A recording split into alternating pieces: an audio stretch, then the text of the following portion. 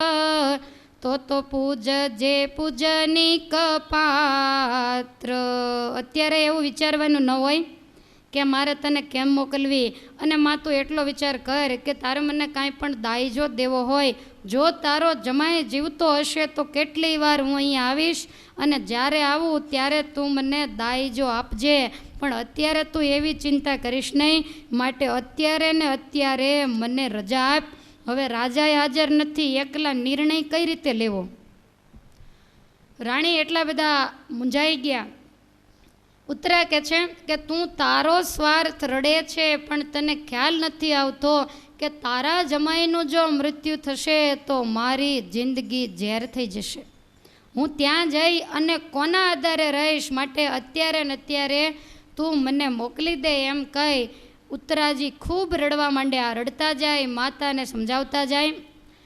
ત્યારે માતા કહે છે કે હું તને ખાલી હાથે તો નહીં મોકલું. તરત જ છડીદારને કહ્યું કે તમે વેપારીઓને બોલાવી આવો, કાપડિયા, સરૈયા, મણિયારા વગેરેને અત્યારે ને અત્યારે, કારણ કે મારે કંઈક શુકનની વસ્તુ તને આપવી પડે. રાત્રે ને રાત્રે જઈ અને નગરના સૂતેલા વેપારીઓને બોલાવીને કહ્યું છે કે રાજરાણી સુદક્ષિણાજી બોલાવે છે, દીકરીને અત્યારે સાસરે મોકલવાની છે, માટે એને વસ્તુઓ જોઈએ છીએ. એટલે નગરના જે વેપારીઓ હતા, કપૂરચંદ જે કાપડિયા, એ નગરના ખ્યાતનામ વેપારી, એ તરત જ ભાતના કાપડ લઈને આવ્યા. સ્વરૂપચંદ સરૈયા, ચતુરચંદ મણિયારા, એ બધા જ પોતપોતાની વસ્તુઓ લઈ રાજાની આજ્ઞા એટલે મહેલમાં આવી અને સુદક્ષિણા કહે છે કે કિંમત અત્યારે કરવાની નથી, જલ્દી અત્યારે ઉત્તરાને વળાવવાની હોય, શુકન થાય એવી સુંદર વસ્તુ તમે અમને આપો. તવ કાપડિયા કપૂર ચંદે કાપડ કાઢવા માંડ્યાજી, મોઢે વખાણે માલ પોતાનો, કાળા ગજકણ કાઢ્યાજી. જ્યાં હાથ નાખ્યો ત્યાં કાળા વસ્ત્રો નીકળ્યા. પહેલાં જ માઠા શુકન થયા. રાણીએ એકદમ તિરસ્કાર કર્યો. પેલો કાપડિયો રડવા માંડ્યો, કરે માં હું ક્યારેય એવું ન કરું, પણ તારી કયા જન્મની કઠણાઈ એટલે આ કાળું કપડું નીકળ્યું. હું ઘેરથી જોઈ વિચારીને લાલ લીલા તાકા લઈને આવેલો, કાળા ક્યારેય લાવું નહીં. ત્યાર પછી સ્વરૂપચંદ સરૈયા એને કહ્યું કે તમે સરસ મજાનું કુમકુમ કાઢો.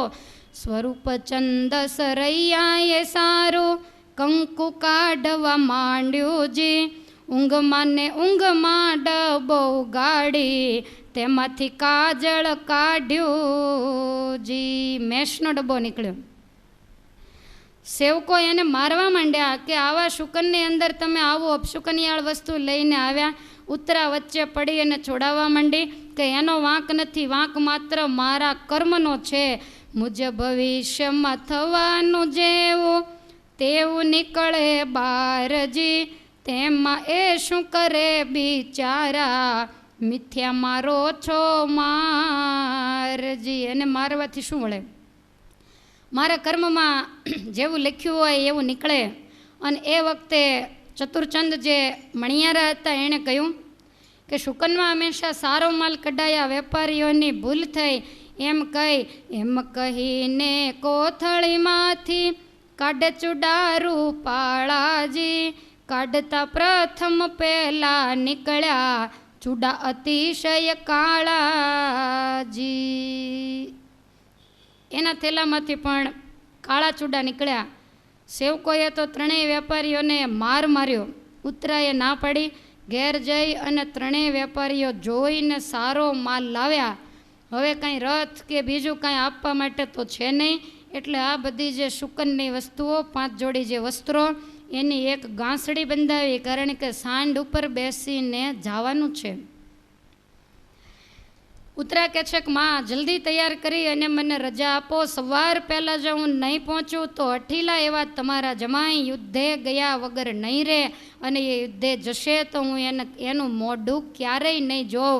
આવું જ્યારે કહ્યું ત્યારે ઉત્તરાને કહેવા માંડ્યા હૃદય સાથે લગાવીને કે તને જમાડ્યા પહેલાં હું નહીં જવા દઉં, માટે શુકનમાં કંસાર બનાવી તને જમાડું અને ત્યાર પછી જવા દઈશ, આવું જ્યાં કીધું.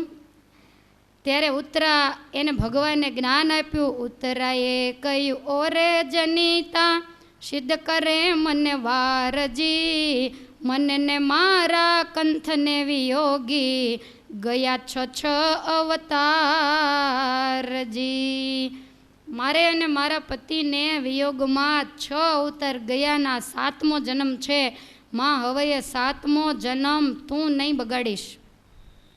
સુદક્ષિણા કહે છે તને કેમ ખબર કે આ તારો 7મો જન્મ છે? ત્યારે ઉત્તરા કહે છે કે મને અત્યારે ઈશ્વરની ઈચ્છાએ કરીને મારા આગળના 6 જન્મ દેખાય છે. સુદક્ષિણા કહે એ મને તું સંભળાવી દે, પછી જ તને જવા દઈશ. ઉત્તરા કહે વાર થશે મુને જાતા વાણું વાશેજી, અઠીલો છે જા માત્ર તમારો યુદ્ધ કરવા જાશે જી. હું તને જો કહેવા રહીશ તો ઘણો સમય લાગશે. તમારો જમાઈ બહુ અઠીલો છે, યુદ્ધ કરવા જશે અને મારું એવા તણ જશે. ત્યારે સુદક્ષિણા કહે છે તું જરાય ચિંતા કરીશ નહીં. કદાચ રણ મેદાનમાં તારા પતિનું મૃત્યુ થઈ જાય. આપણે 7મે માળ પેટીમાં અમર કૂપો એકજી, તે લઈ જા તું તારી સાથે, સાચવજે ધરી વિવેકજી. તુજ પતિ પડ્યો હોય ભૂમિમાં તો પણ અમર પાજેજી, મરણ પામેલો સજીવન થાશે, ગોવિંદના ગુણ ગાજેજી. મારી આગળ એક ઉપાય છે. આપણા 7મા માળે પેટીમાં એક અમરકૂપો છે અને એની અંદર અમૃત ભરેલો છે. અને એ અમૃતની અંદર એવી શક્તિ છે કે કોઈ પણ માણસ મૃત્યુ પામી ગયો હોય, એના પંચભૌતિક શરીરને ખોલીને એની અંદર જો એ અમરત્વ રેડવામાં આવે તો એ નક્કી આળસ મરડી અને બેઠો થાય. તો તારા પતિને તું કદાચ જાય તો પાઈ દેજે અને શાંતિથી બંને ગોવિંદના ગુણ ગાજો. આવું જ્યારે કહ્યું એટલે ઉત્તરાને આનંદ થયો. ઉત્તરા રાણી 7મે માળે લેવા ગઈ સારજી, પેટીમાંથી કૂપો લીધો જાણ્યું જુગદાદારજી.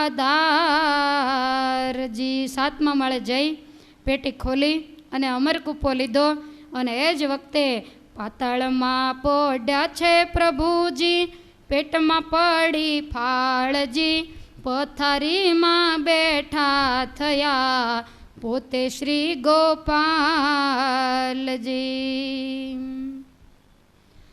ઉત્તરાના હાથમાં જે અમરકૂપો આવ્યો અને ભગવાન ઝબકીને જાગી ગયા, પેટમાં ફાળ પડી. ભગવાનને એમ થયું કે જો અમરકૂપો લઈ જશે તો જરૂર અભિમન્યુ અમર થઈ જશે. હાથમાં કૂપો લઈ અને ઉત્તરા પગથિયા માંડી ઉતરવા, એક પછી એક પગથિયા ઉતરે અને 3જા માળે જ્યાં આવીને એ જ વખતે ભગવાને ઉત્તરાને એટલી બધી તરસ મૂકી કે 3જા માળે એ કૂપો લઈ અને પાણીયારે પાણી પીવા માટે ગઈ. પાણીયારામાં એક કૂપો મૂકી અને પોતે પાણી પીધું અને એમને એમ નીચે ઉતરી ગઈ કે મારી માતાને મારે મારા 6 જન્મની વાત કહેવાની છે અને એ જો કહી દઉં તો મને જલ્દી વિદાય આપે. આવી રીતે નીચે ઉતરીને સુદક્ષિણાને વાત કહેવા બેઠી. એવે પાતાળમાંથી નીકળ્યા વિશ્વતણા જે ભૂપજી, અદ્રશ્ય થઈને મેલમાં આવ્યા ધર્યું ઉંદર રૂપજી. ઉંદર રૂપે અલબેલાએ કપટ કેવું કીધુંજી, કૂપાને વાંકો વાળીને અમર જળ બધું પીધુંજી. કોઈ પણ માણસ જ્યારે માણસની પાછળ પડે તો આનો રસ્તો થાય. કોઈ પણ રીતે કોઈ પણનો આશરો લઈ, મોટા પુરુષનો આશરો લઈ આપણે એનો રસ્તો કરી શકીએ. પણ જ્યારે આપણા કર્મ આપણી પાછળ પડે અને પરમેશ્વર જ્યારે આપણી પાછળ પડે ત્યારે ઘણા બધા રસ્તા હોય, પણ એ સમયે આપણને એક પણ રસ્તો દેખાતો નથી. ઉત્તરા તો નીચે ઉતરી ગઈ, પણ સુદક્ષિણાને યાદ ન આવ્યું કે અમરકૂપો લેવા ગઈ હતી તો ખાલી કેમ પાછી આવી. ઉત્તરા આવીને બેસી ગઈ. ભગવાન ઉંદરનું રૂપ ધારણ કરી અને વૈરાટના મહેલમાં પ્રગટ થઈ અને પાણીયારે ગયા, કૂપાને વાંકો વાળી અને અમર જળ હતું એ બધું પી લીધું. કૂપાને પછી ફોડી નાખો પોતે શ્રી ગોપાળજી, કટકે કટકા ચાંચમાં ગાલી પરવરિયા પાતાળજી. કૂપાનો પત્તો જ ન લાગે એવું કર્યું.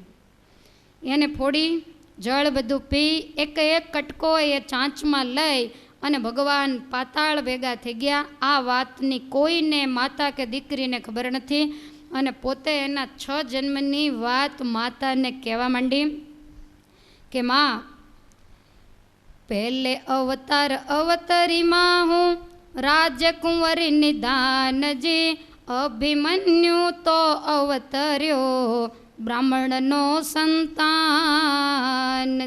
માં તને નવાઈ લાગશે કે 7 જન્મથી હું અને અભિમન્યુ એક સાથે જન્મ લઈએ પણ ભગવાને અમને ભેગા થવા દીધા જ નથી. પહેલા અવતાર હું રાજાની કુંવરી હતી અને અભિમન્યુ બ્રાહ્મણનો બાળક હતો. નાની ઉંમરમાં ખૂબ ભણેલો ગણેલો અને એનો જે પિતા બ્રાહ્મણ એ મારા પિતાની રાજસભામાં આવી અને કથા વાંચે. હવે એક વખત એના પિતાને ક્યાંક બહાર જવાનું થયું એટલે પોતે મારા પિતાની સભામાં આવ્યો અને એને મેં જોયો એટલે જોતાની સાથે જ મને મોહ થયો. દાસીની સાથે મેં કહેવડાવ્યું કે પેલા બ્રાહ્મણના પુત્રની સાથે મારે લગ્ન કરવાની ઈચ્છા છે. અને દાસીએ જઈને જ્યાં વાત કરી ત્યારે બ્રાહ્મણ પુત્ર બોલ્યો કે હું તો તારો ધર્મનો ભાઈ છું, કારણ કે તારા પિતાનો મારા પિતા એક ગુરુ છે. અને માં એ વખતે મને એટલી બધી હઠ ભરાણી કે એનું બોલેલું એના મોઢામાં રહે, પણ જો હું ખરેખર રાજાની કુંવરી હોઉં તો એની જ સાથે લગ્ન કરું. મારા પિતાને બોલાવી અને પિતાએ મને પૂછ્યું કે દીકરી તારે કોની સાથે લગ્ન કરવાની ઈચ્છા છે?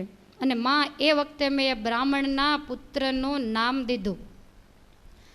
પછી મારા પિતાએ બ્રાહ્મણ પુત્રને બોલાવ્યો અને બહુ સમજાવ્યો તો એણે ઘસીને ના પાડી અને મારા પિતાએ એને દબાવીને રાજવટે એની સાથે મારા લગ્ન કર્યા.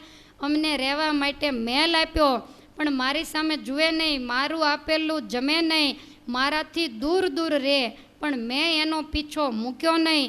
અને એક વખત બારણા બંધ કરી ઓરડામાં જઈ અને ગળે ફાંસો ખાઈ અને એ મૃત્યુ પામ્યો.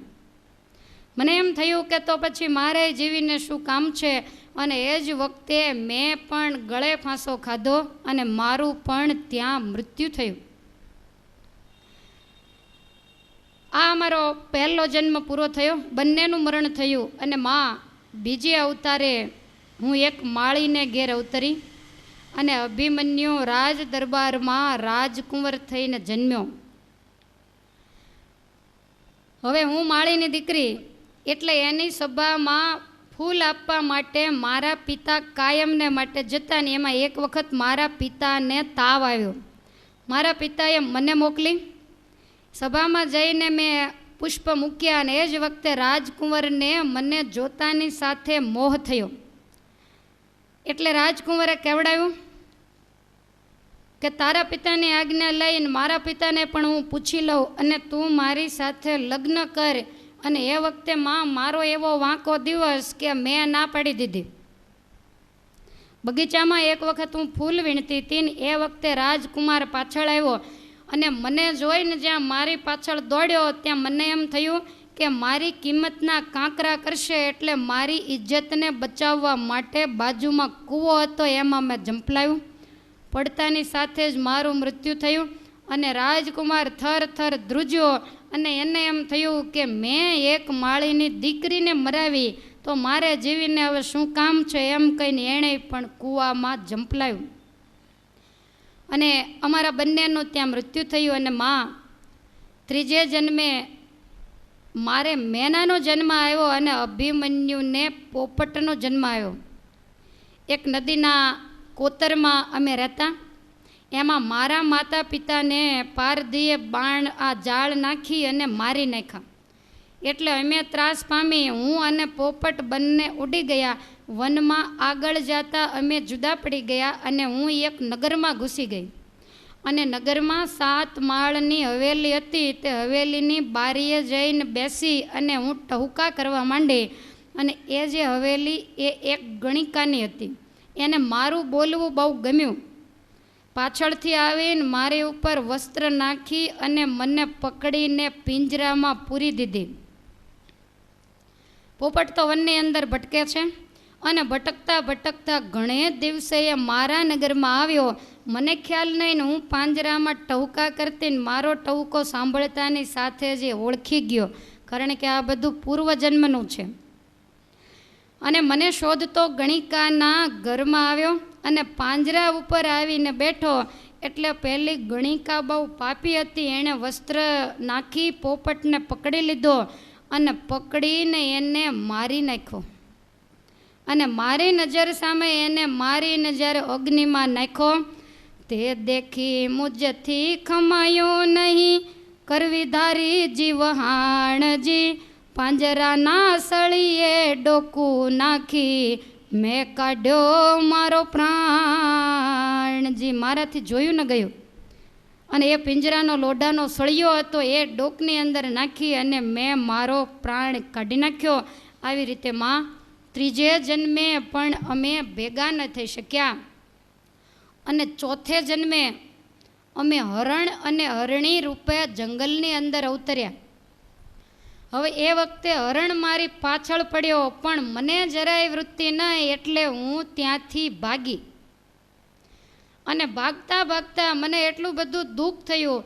મેં જમવાનું એટલે કે ઘાસ પાણી વગેરે છોડી દીધું અને 21 ઉપવાસ કર્યા. અને ઉપવાસ કરતાની સાથે જ મારું શરીર છૂટી ગયું અને મારી કાયા પડતાની સાથે જ પહેલાં હરણે પણ શરીર છોડી દીધું.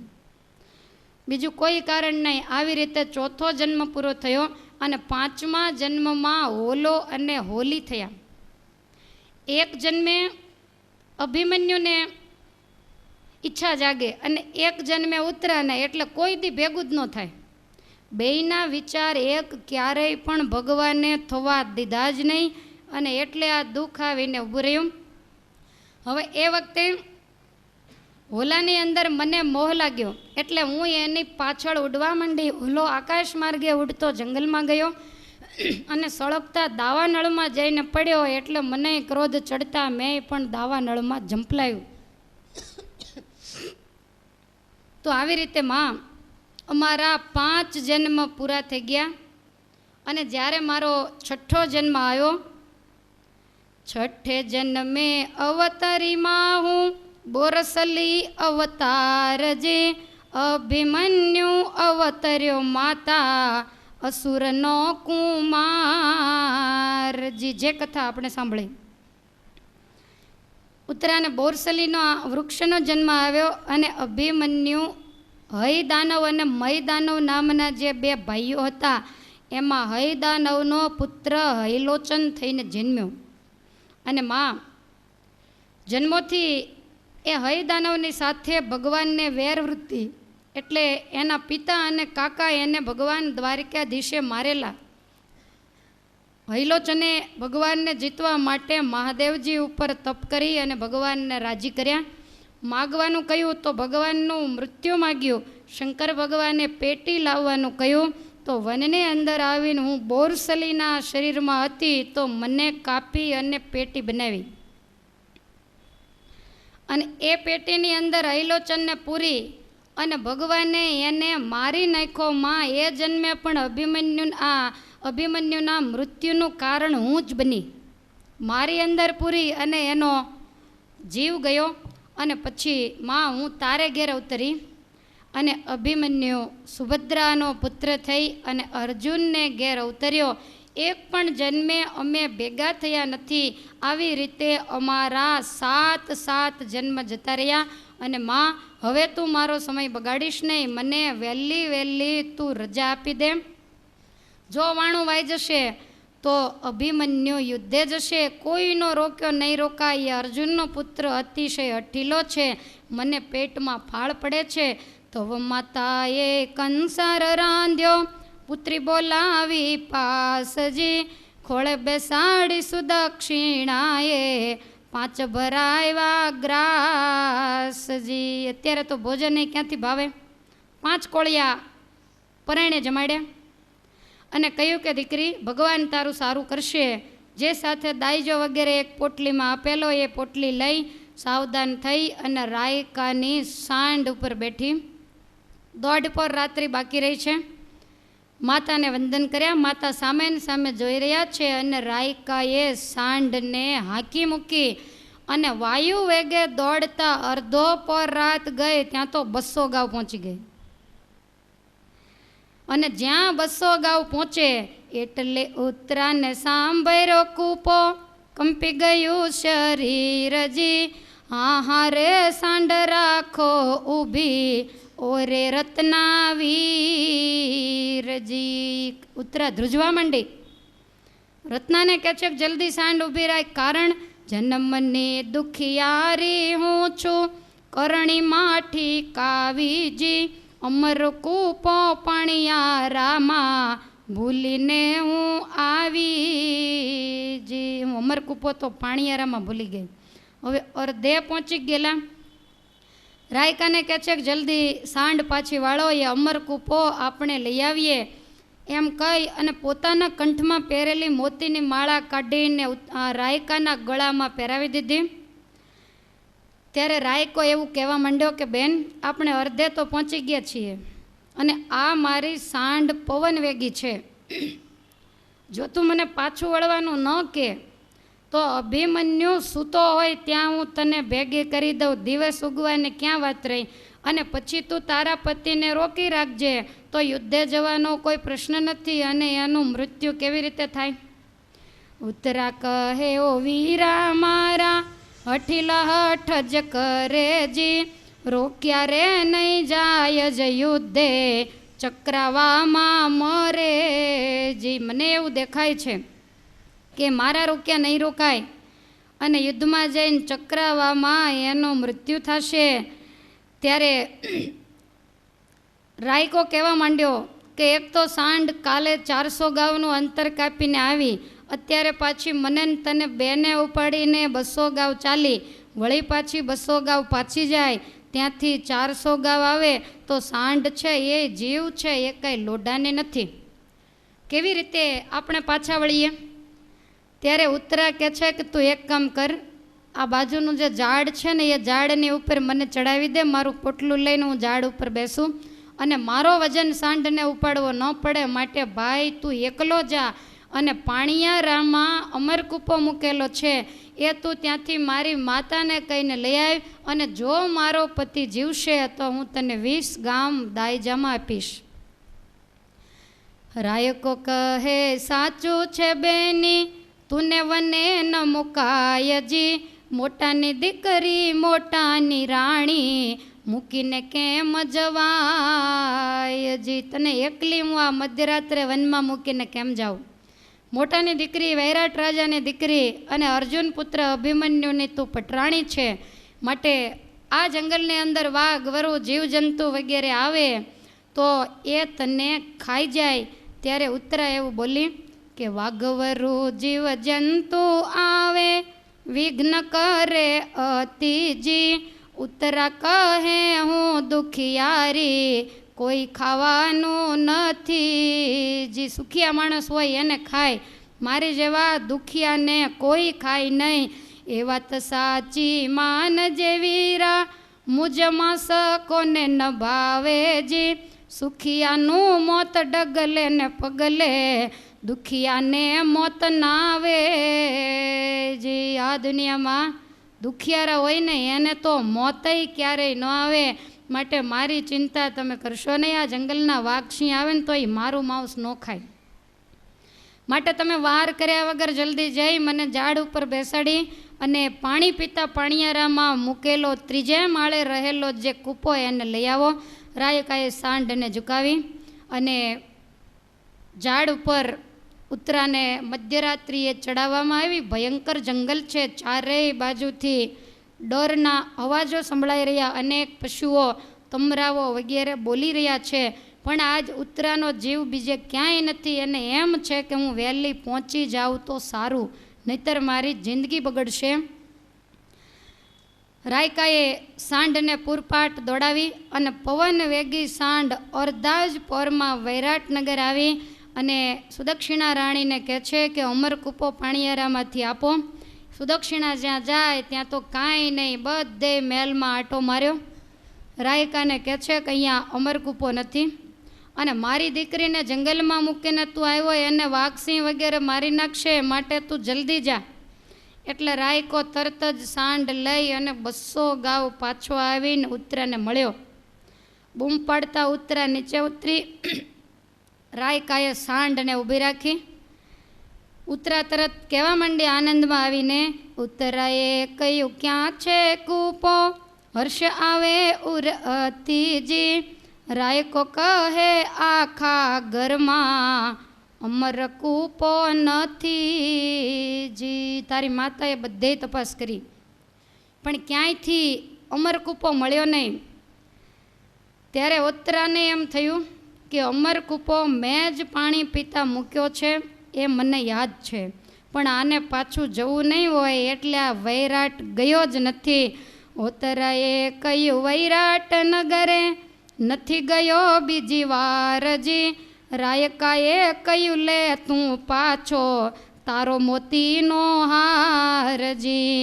તારી માતા એમ કહે કે રાયકો આવ્યો હતો જી, તે દાડે હાર આપજે મને, નથી રહેવાનો જતો જી. તને ભરોસો ન હોય તો આ તારો આપેલો હાર તને પાછો આપું. જ્યારે તારી માતા તને મળે ત્યારે તું પૂછી લેજે કે રાયકો પાછો આવ્યો તો કે નહીં. એ જો આ પાડે તો મને આ હાર આપજે, મારે અત્યારે હાર નથી જોતો. ઉત્તરા કહે છે કે મારે પાછો નથી લેવો, માટે જલ્દી હવે તમે સાંડને ચલાવો. અને એ વખતે જોર ઝપાટે પવન વેગે સાંડને રાયકો ચલાવવા માંડ્યો. એવે સાંડ સપાટી ચલાવી પ્રભુજી પડ્યા પાતાળજી. જાણ્યું કે સાંડ જશે વેલી, પડી પેટમાં ફાળજી. ભગવાનને એમ થયું કે એક પોરમાં તો 200 ગાવ આ સાંડ જરૂર પહોંચી જાય, મારું ધાર્યું કામ નહીં થાય. તે માટે એ સાંડને રોકું ઉઠ્યા શ્રી નંદલાલોજી. માર્ગમાં આવીને પડ્યા લોહ વજ્રનો ભાલોજી. ભગવાન લોઢાનો ભાલો થઈ અને રસ્તામાં પડ્યા. સાંડને એ ભાલો દેખાયો એટલે એને ઓળંગી અને સાંડ આગળ માંડી ચાલવા. એટલે ફરીવાર ભગવાન ત્યાંથી ઉડી અને જ્યાં આ સાંડનો પગ આવે ત્યાં જ પડ્યા અને પગની સોંસરો ભાલો નીકળતા બરાડા પાડી અને સાંડ ધરતી ઉપર ઢળી પડી. ઉત્તરા અને રાયકો બંને નીચે ઉતર્યા. તેથી રાયકાને ઉત્તરા રાણી ઉછળ્યા ગા પડ્યાજી. ઉત્તરાએ જાણ્યું સાંડ રાયકાને કર્મ મારા નડિયાજી. આને મારા જ કર્મ નડ્યા. ગભરાય અને રાયકો સાંડની આગળ જઈ અને જે ભાલો વાગેલો સોંસરો નીકળી ગયેલો એને ધીમે રહી અને કાઢ્યો. એ ભાલાને જ્યાં કાઢે અને એ જ વખતે પેલી સાંડ બરાડા પાડે છે. તરત જ અગ્નિ સળગાવ્યું, પોતાના વસ્ત્રનો ટુકડો ફાડી એનાથી શેક કર્યો, છતાંય રુધિર બંધ થતું નથી. અને એમ કરતાં કરતાં તો સવાર પડવા આવ્યું. છેવટે બળાત્કારે પાટો બાંધીને સાંડને ઊભી કરી. આ જાતવંત વાહન કહેવાય. એટલે ધીરે ધીરે વળી પાછી ઉત્તરાને અને રાયકાને બેસાડી અને ચાલવા માંડી. રાયકો કહે છે કે બેન મારી ઈચ્છા મનમાં રહી ગઈ, કારણ કે આ જાતવંતી સાંડ છે 3 ડગલે ચાલી જાય 3 પગે, પણ આ વચ્ચે 2-3 વિઘ્ન આવ્યા એટલે સવાર પડી જવા આવ્યું છે. કુરુક્ષેત્રની અંદર સુભદ્રાજી જાગી ગયા, બીજા પણ બધાય જાગ્યા, પણ આજ સવારમાં બધાયને નિસ્તેજ દિવસ દેખાય છે. કુંવર તો યુદ્ધમાં જવા માટે રાજી છે. સુભદ્રા એકદમ જ્યાં અભિમન્યુ તૈયાર થાય ત્યાં એને જઈને બાજી પડી અને કહેવા માંડી કે દીકરા તને પગે લાગું, હું તને યુદ્ધમાં જવા નહીં દઉં. ત્યારે અભિમન્યુ કહેવા માંડ્યો કે બીડું ખાઈને બેસી રહો તો અર્જુન બાપ લાજે, તારી કૂખ લાજે, અને માં મેં બ્રહ્મ હત્યાનું પાપ માથે લીધું છે કે જો હું આજે યુદ્ધમાં ન જાઉં તો મને બ્રાહ્મણ માર્યાનું પાપ લાગે. અને આ પ્રતિજ્ઞા સાંભળતા થર થર થર માંડ્યા સુભદ્રાદી ધ્રુજવા કે હવે શું કરવું. અને એ વખતે સુભદ્રા સમજાવવા માંડ્યા કે તમે અતિશય હે દીકરા અઠીલા છો, મારા આજ અંગ ફરકે છે અને એના ઉપરથી મને એમ લાગે છે કે સાંજે હું તમારું મોઢું નહીં જોઉં. સવારમાં જાગી ત્યારથી શિયાળિયાના શબ્દ સંભળાય છે અને જ્યારથી તે બેડું ચાયું ત્યારથી મારા તંબુ ઉપર કાગ બોલી રહ્યા છે. મને સ્વપ્નની અંદર કાળા નાગ દેખાયા. મેં તને હોંશે હોંશે પરણાવેલો, પણ મારી હોંશ બધી હૈયામાં રહી ગઈ. અને વૈરાટ રાજાએ કેટલી લાંબી આશાથી પોતાની એકની એક લાડલી દીકરી એને તારી સાથે પરણાવી. માટે દીકરા તું બધાયને નિરાશ કરીશ નહીં. તારા મામા અને પિતા બંને પાતાળ ગયા છે. એ આવીને મને એમ કહેશે કે મેં ના પાડી હતી તોય દીકરાને યુદ્ધે શા માટે મોકલ્યો. માટે હું તને ગમે તેમ થાય આજે યુદ્ધે જવા નહીં દઉં.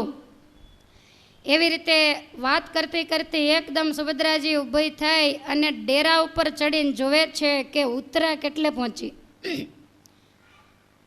મનમાં એમ થયું કે મારા કર્મ તો ફૂટલા, પણ આ વૈરાટ રાજાની કુંવરીના કર્મ પણ ફૂટલા. તો હજી ક્યાંય સાંઢનો પત્તો નથી.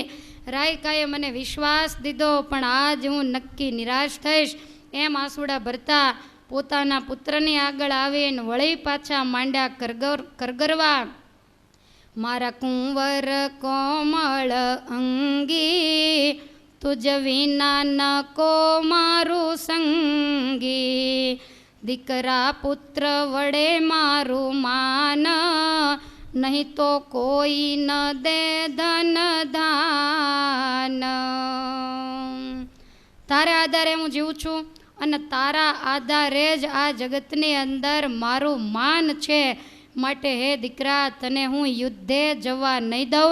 અને તારી ઉંમર નાની છે, હજી ત્યાં રણ મેદાન જોયું નથી. તને ખ્યાલ છે એ કોઠાની અંદર કેવા મોટા મોટા શૂરવીર પુરુષો આવીને ઊભા હશે. અને એ વખતે તો જાણે કે હાથીની આગળ બકરી ઊભી હોય એવું લાગે. એ બધા હાથી જેવા, અને તું એકદમ નાનો છો. તારી સાથે કોઈ છે નહીં, બીજું કોઈ કોઠા યુદ્ધ જાણતું નથી. માટે દીકરા મમત્વને તું મૂકી દે. આમ જ્યારે કહેવા માંડ્યા ત્યારે અભિમન્યુ કહે છે કે માં તું મને નાનો કેવી રીતે માને છે. વીછી દેખાવમાં નાનો હોય, પણ જેને કરડે તો એની 5 મણની કાયા હોય તોય એને ઠેકડા મરાવે. ભલે હું નાનો, પણ હું માં અર્જુનનો પુત્ર છું. માટે તું મને નાનો માનીશ નહીં. મકડો કેટલો બધો નાનો હોય, એ મકડો એક વખત પકડે એનું શરીર તૂટી જાય, પણ એ ક્યારેય વળ મૂકતો નથી. માટે મોટા તો તાળિયાય હોય, પણ એના છાંયે બીજું કોણ બેસી શકે, અને એના ઉપર એવું કયું મીઠું ફળ લાગે. માટે તું મને જરાય નાનો માનીશ નહીં. આવી રીતે કહેવા માંડી. અને એ વખતે સુભદ્રાજીને ભયંકર અપશુકનો થવા માંડ્યા અને સુભદ્રા રડવા માંડ્યા કે મારું રત્ન રમકડું જાશે, ખરેખરો હીરો તો ખોવાશે. આજ મારા હાથમાં અભિમન્યુ નહીં આવે, કાલ હું પુત્ર વગરની થઈ જાશ. અને એ વખતે સુભદ્રાજી કહે છે કે દીકરા તારે જવું હોય ને તો પહેલાં તું મને કટારી મારી દે. મને મારી અને પછી તું જાજે. મેં તો જાણ્યું બેટો મોટો થાશે, મારા ભવની બાવટ બધી જાશે. કન્યા આવીને પાયે ન લાગી, મારી ચણેલી દેરડી ભાંગી. હજી તો દીકરાને પરણાવ્યા પછી વહુ આવીને મને પગે લાગી નથી, અને મારું હર્યું ભર્યું ઘર આજે ભાંગી જશે. અને આવું જ્યારે માતા બોલી એ જ વખતે અભિમન્યુને ભગવાને જ્ઞાન આપ્યું. એટલે અભિમન્યુને ખ્યાલ આવી ગયો કે હવે હું જીવતો પાછો આવવાનો નથી. એટલે દોડી અને માતાને બાજી પડ્યો. મારી માડી હૈયું બળે તારું, પણ આવી બન્યું આજ મારું. મને સૂજી છે જ્ઞાનની ગતિ, જીવતો ઘેર આવવાનો નથી. માં મને દેખાય છે કે સાંજે હું જીવતો હવે આ છાવણીમાં નહીં આવું. મારો ને તારો એટલો સંસ્કાર, મારી છેલ્લા છેલ્લા છે જુહાર. હું તને છેલ્લે છેલ્લે એક વખત પગે લાગી લઉં. હવે ફરીવાર હું પાછો નહીં આવું. મને ઉછેરીને કર્યો મોટો, તારો ખરો તે થાઉં છું ખોટો. તે કેટલી આશાઓ રાખી હશે. તારા હર્ષ હૈયાનો મેં ટાળ્યો, ઉછેર્યો તે બદલો નથી વાળ્યો. અભિમન્યુ બોલવા માંડ્યો છેલ્લા શબ્દો. અને એ વખતે સુભદ્રાજી તો સામે ને સામે જોઈ રહ્યા છે. અને અભિમન્યુ કહે છે કે મારી માતા તું નહીં જરોતી, વારે વારે શું મુજ સામું જોતી. મારી સામે ને સામે કેમ જોઈ રહી છે? તારે હવે રડવાનું નથી. મારી માડી મૂકી દ્યો ને શોક, રાખો દીકરાની આશા ફોક. હવે તમે દીકરાની આશા રાખશો નહીં. ને માં, હું જાણું છું કે જ્યારથી હું જન્મ્યો ત્યારથી તું મને એટલા બધા લાડ કરાવે છે, પણ હોવું વાલો તો કામ આદરજે, મારી પાછળ પુણ્ય રૂડા કરજે. જો હું તને બહુ વાલો હોઉં તો તું મારી પાછળ ખૂબ દાન પુણ્ય વગેરે કરજે. મારા વસ્ત્રને શણગાર જે દેજે વિપ્રોને પહેરાવી તે. મેં કેટલાય વસ્ત્ર અને શણગાર તૈયાર કર્યા છે, અને એ તમામ વસ્ત્ર અને શણગાર માં તું બ્રાહ્મણોને દઈ દેજે. તુજથી થાય તે ભોજન કરજે, હવે મારી આશા પર હરજે. જો તારાથી થાય તો મારી પાછળ તું બ્રાહ્મણોને જમાડજે, પણ હવે મારા આવવાની આશા તું રાખીશ નહીં. એવું કહીને બન્યો બેભાન, રહી નહીં કાંઈ શુદ્ધિ સાન. અભિમન્યુ આજ બેભાન બની ગયો. અને માતા અને દીકરો જ્યારે બંને બેભાન બની અને પૃથ્વી ઉપર પડ્યા, અને એ જ વખતે કુંતાજી દોડતા દોડતા આવ્યા, દ્રૌપદી આવ્યા. બંનેને મડાગાંઠ પડી ગઈ છે. માતા અને પુત્રને બંનેને છૂટા કર્યા. અને જ્યારે અતિશય શોકાતુર વાતાવરણ જોયું ત્યારે યાદ આવી ગયું કુંતાજીને. કુંતાજી એવું કહેવા માંડ્યા કે છોકરો તારો છે હઠીલો, કોઈનું નવ માનેજી, તેથી યુદ્ધ જવા દે એને, અધીરાઈ રાખે શાને જી. તું એવું માને છે કે દીકરાને રોકવું, પણ એ નરનો પુત્ર એ પાછો નહીં વળે, માટે અધીરાઈ છોડી અને એને તું યુદ્ધે જવા દે. અને સૂતરના તું 7 તાર લાવીને મને આપ, હું મંત્ર જપી અને રક્ષાનો દોરો એને કાંડે બાંધી દઉં, જેથી કરી અને બ્રહ્માજી આવે, વિષ્ણુ આવે કે શંકર આવે, કોઈ એનો વાંકો વાળ ન કરે. સાજો સમો 7 કોઠા જીતે, લેજે ખરી વાત માનીજી, દોરો રાખે વિઘ્ન જો થાય, તો હું સતી શાની જી. તો મને કોઈ દુનિયામાં સતી નો કે, માટે હું એને રક્ષા બાંધી આપું 7 ગાંઠો વાળી, તો એને કાંડે બાંધી દઉં. ધર્મરાજા એકદમ રાજી થઈ અને કહેવા માંડ્યા સુભદ્રાને કે જલ્દી તમે 7 તાર લાવો, મારી માતાની વાણી કોઈ દિવસ સફળ નહીં જાય, અને તમે જરાય પણ ચિંતા કરશો નહીં, એના ઉપર શ્રદ્ધા રાખજો. આવી રીતે કહ્યું. એટલે વળી પાછા એક વખત તંબુ ઉપર ચડી અને જોવા માંડ્યા કે ઉત્તરા આવે છે કે કેમ, પણ ઉત્તરાને તો કાંઈ આવતા જોયા નહીં. વળી પાછા દોડી અને તંબુમાં જઈ ગમે ત્યાંથી સૂતરના 7 તાર ભેગા કર્યા. ગાંડાની જેમ, બાવરાની જેમ આખા તંબુની અંદર ફરે છે, આંખમાં આંસુડા સમાતા નથી. અને તરત જ અભિમન્યુને કુંતાજીએ બોલાવ્યો છે. ભગવાનનું નામ લઈ 7 ગાંઠોવાળી છે, અને 7 ગાંઠોની અંદર રક્ષા મૂકવામાં આવી છે. કુંતાજી એ સૂતરના તારને પહેલી ગાંઠ વાળે છે, અને પહેલી ગાંઠ વાળતા વાળતા એવું બોલ્યા, ગાંઠ વાળતા સતી બોલ્યા, 1 2 3 4 જી, 5 ને 6 રક્ષા કરો, દિનમાં 10 10 વાર જી. 1, 2, 3, 4, 5 અને 6 આ દિવસમાં 10 વખત તારી રક્ષા કરે. 1 એટલે પરમેશ્વર, 2 એટલે સૂર્ય અને ચંદ્ર, 3 એટલે સત્વગુણ, રજોગુણ અને તમોગુણ, 5 એટલે શબ્દ, સ્પર્શ, રૂપ, રસ અને ગંધ આ પંચ વિષય, અને 6 એટલે વેદ, ઉપનિષદ, ન્યાય, તર્ક, મીમાંસા, વ્યાકરણ આ ષટ શાસ્ત્ર. પહેલી ગાંઠે આ 6ની રક્ષા મૂકી.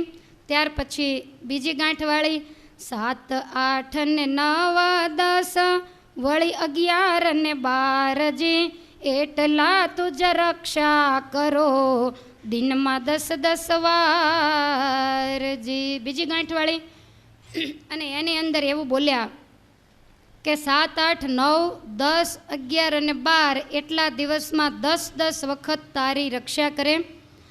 તો 7 એટલે કે 7 સમુદ્ર, 8 એટલે અષ્ટકુળ પર્વત, 9 એટલે 9 કુળ નાગ, 10 એટલે ભગવાનના 10 અવતાર, 11 એટલે 11 રુદ્ર અને 12 એટલે 12 મેઘ. આ બધા જ દિવસમાં 10 વખત તારી રક્ષા કરે. આ રીતે બીજી ગાંઠવાળી.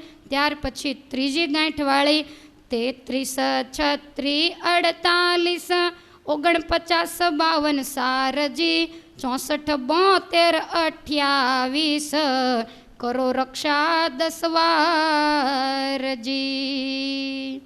પહેલું કહ્યું 33 એટલે કે 33 કરોડ દેવ, 36 એટલે 36 રાગણી, અને 48 એટલે 48 અગ્નિ, અને 49 એટલે 49 વાયુ, અને 52 એટલે 52 વીર, અને 64 એટલે 64 જોગણી, અને 72 તો 72 કરોડ દૈત્યો.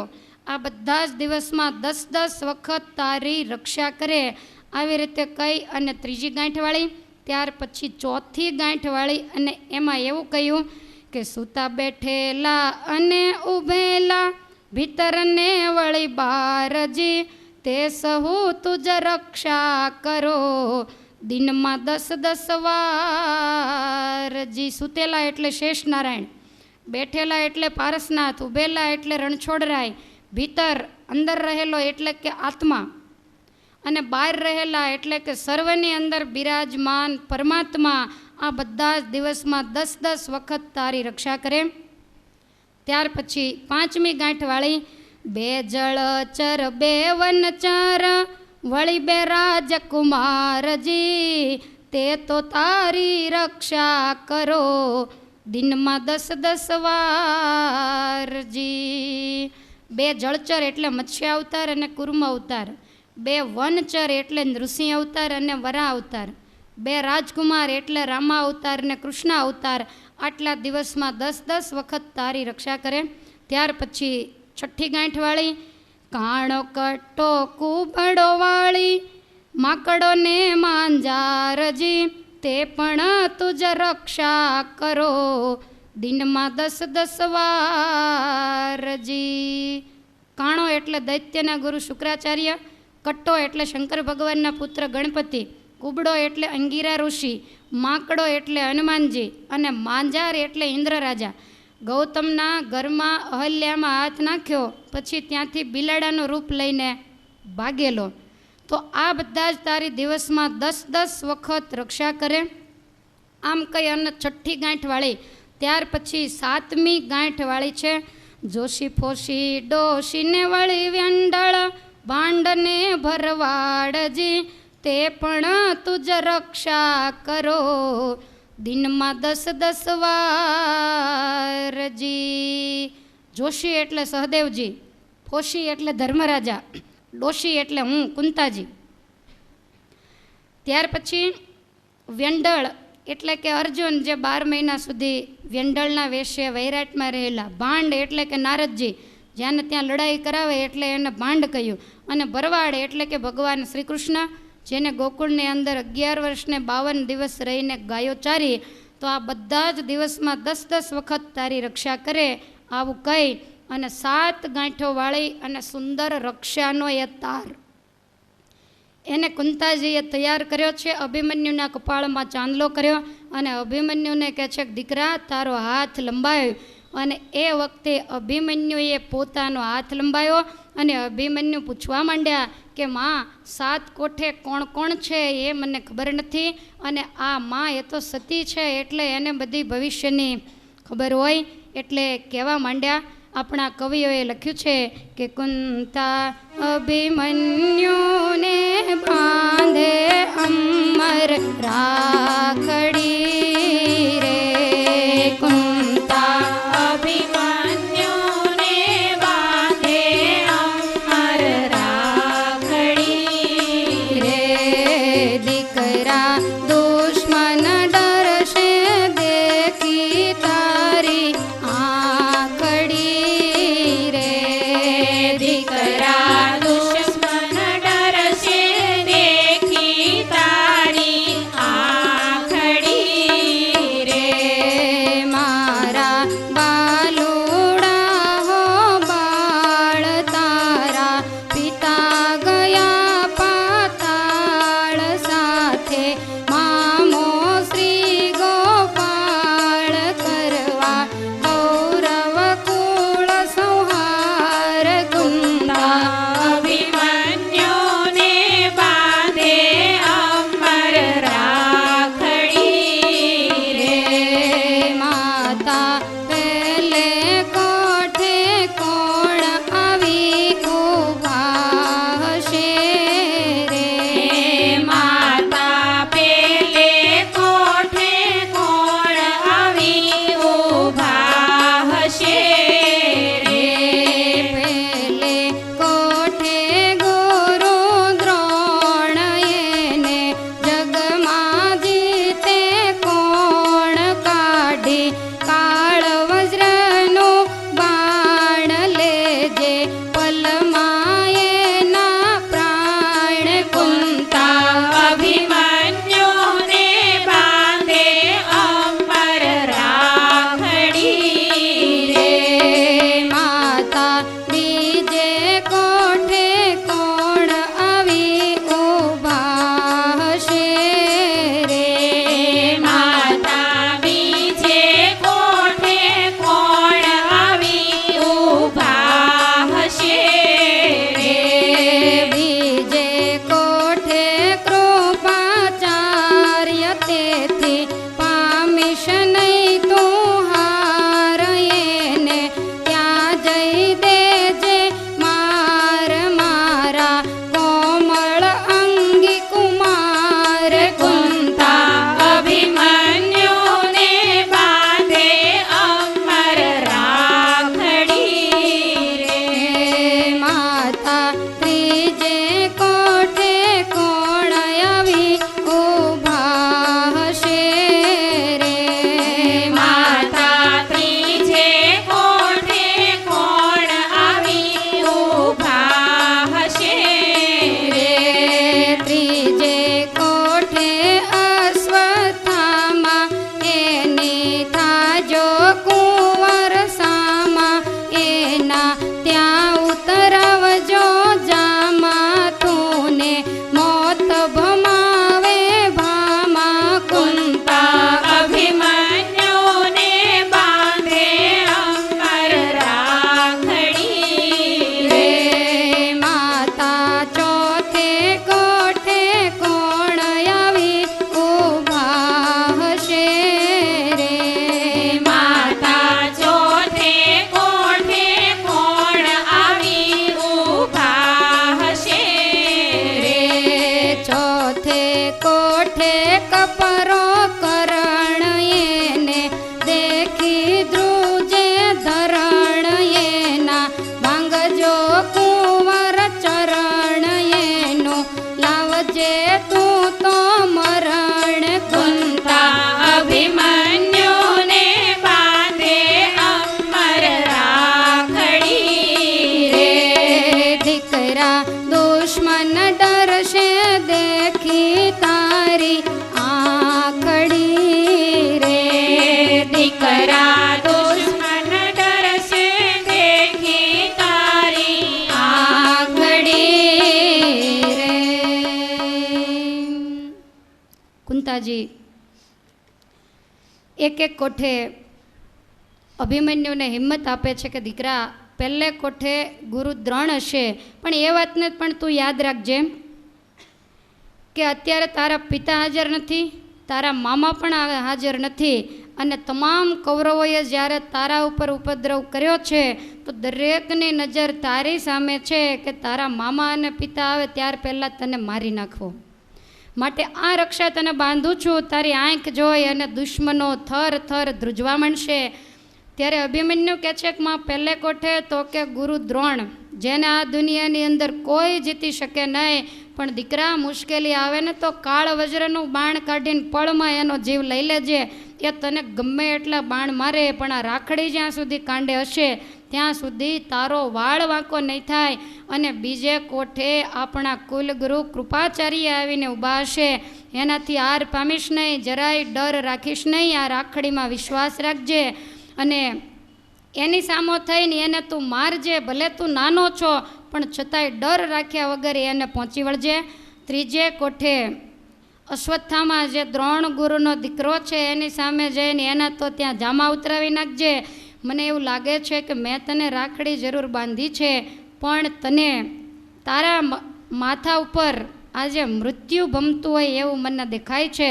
તને મોત ભમાવે ભામા, ભામા એટલે સ્ત્રી ઉત્તરા, જો ઉત્તરા નહીં આવે તો તારું મૃત્યુ થાય એવું છે, પણ કાંડે રક્ષા કંકણ જો હશે તો કોઈની તાકાત નથી કે તને મારી શકે.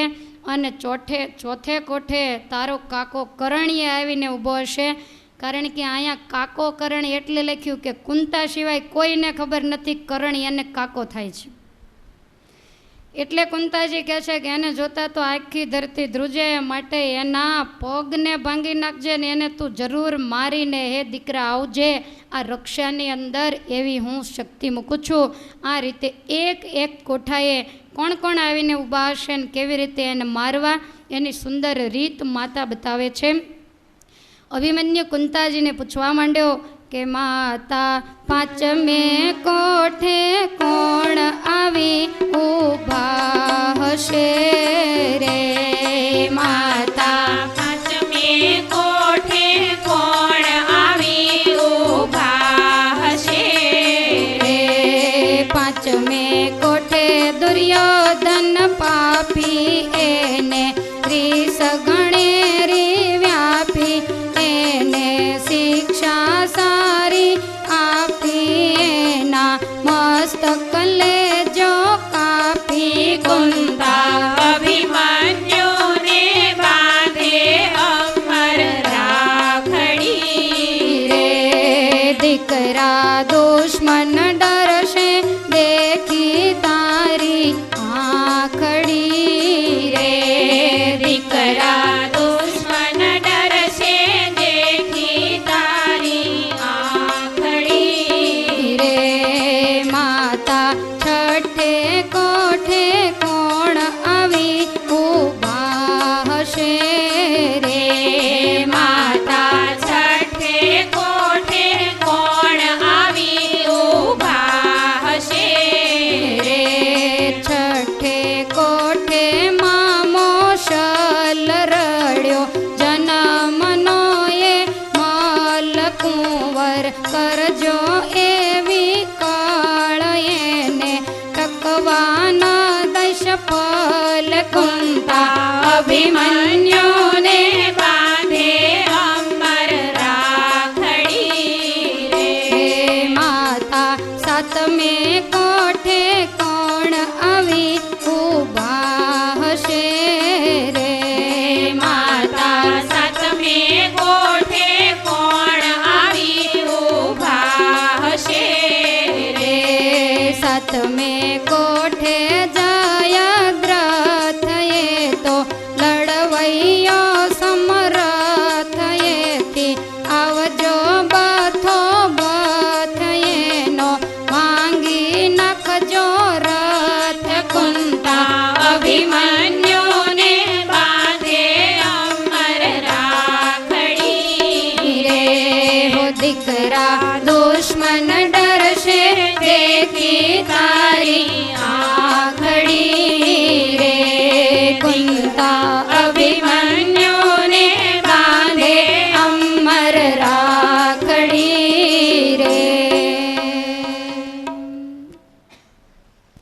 કુંતાજીએ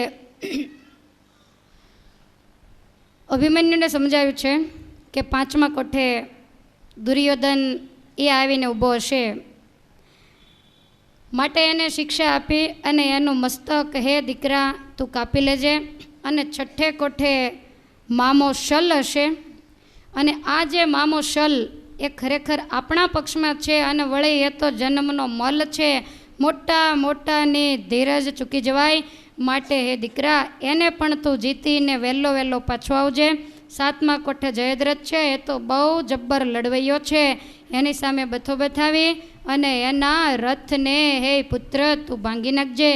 આ રીતે અભિમન્યુને કુંતાજીએ સુંદર આશીર્વાદ આપ્યા છે, અને આશીર્વાદ આપીને એમ કહ્યું છે કે જ્યાં સુધી તારા કાંડા ઉપર આ રક્ષાનો એક પણ તાતણો હશે તો દુનિયાની અંદર કોઈની પણ તાકાત નથી કે એ તારો વાળ સુદ્ધા વાંકો કરી શકે. આ રીતે રક્ષા બાંધવામાં આવી છે. વૈશંપાયન મને કહે છે કે હે જન્મેજય, હું તને ચક્રાવાનો મહિમા સમજાવું છું. કુંતાજીએ રક્ષા બાંધી અને યુદ્ધે જવાની આજ્ઞા આપી છે. સહદેવ, નિકુળ વગેરે બધા જ તૈયાર થયા. ઘટોત્કચ એને પણ સાથે લીધો. માતાને વંદન કરી, સુભદ્રાજી દ્રૌપદીજીને વંદન કરી અને અભિમન્યુ જ્યાં ઊભો થયો, અને એ જ વખતે સુભદ્રા એવું કહેવા માંડ્યા કે દીકરા, થોડી વાર માટે જો તમે રોકાઈ જાઓ તો તમારા રાણી ઉત્તરા એ આવી રહ્યા છે. અભિમન્યુને ક્રોધ ચડ્યો કે વારે વારે ઉત્તરાને યાદ કરે છે. હવે હું યુદ્ધ કરવા માટે જાઉં અને યુદ્ધ કરવા જતી વખતે જો હું ઉત્તરાને યાદ કરું તો મારાથી યુદ્ધ કેવી રીતે થાય? માટે બોલવાનું બંધ કરી દો અને હવે મને તમે રોકશો નહીં.